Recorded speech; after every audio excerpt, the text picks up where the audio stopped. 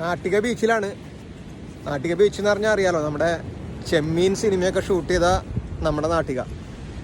ഈ നാടിൻ്റെ പേര് ശരിക്കും ലോകത്തെ അറിയിച്ചത് ആ ഒരു സിനിമയാണ്, ചെമ്മീൻ, നമ്മുടെ രാമു കാര്യാട്ടൻ്റെ സിനിമ.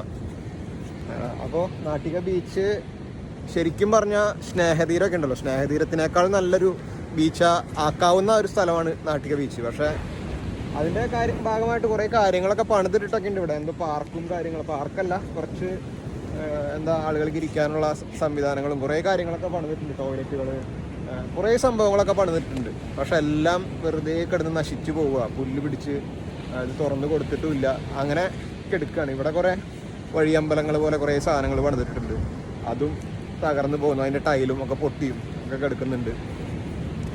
നമ്മുടെ നാടിൻ്റെ ഒരു പ്രശ്നം അതാ, ചില കാര്യങ്ങളൊക്കെ നടപ്പാക്കും, പക്ഷെ അതിന് ശേഷം പരിപാലനമോ അങ്ങനെയുള്ള സംഭവങ്ങളൊന്നും ഉണ്ടാവില്ല. ഉദ്ഘാടനം നടക്കും, അല്ലെങ്കിൽ കല്ലിടൽ നടക്കും, അതിനുശേഷം അത് അങ്ങനെ കിടക്കും. എത്ര പ്രൊജക്റ്റുകൾ, എത്ര കാര്യങ്ങൾ നമുക്ക് അങ്ങനെ എടുത്തു നോക്കിയാൽ കാണിച്ചു തരാൻ പറ്റുന്നറിയോ? ഇഷ്ടം പോലെ കാര്യങ്ങൾ കാണാം.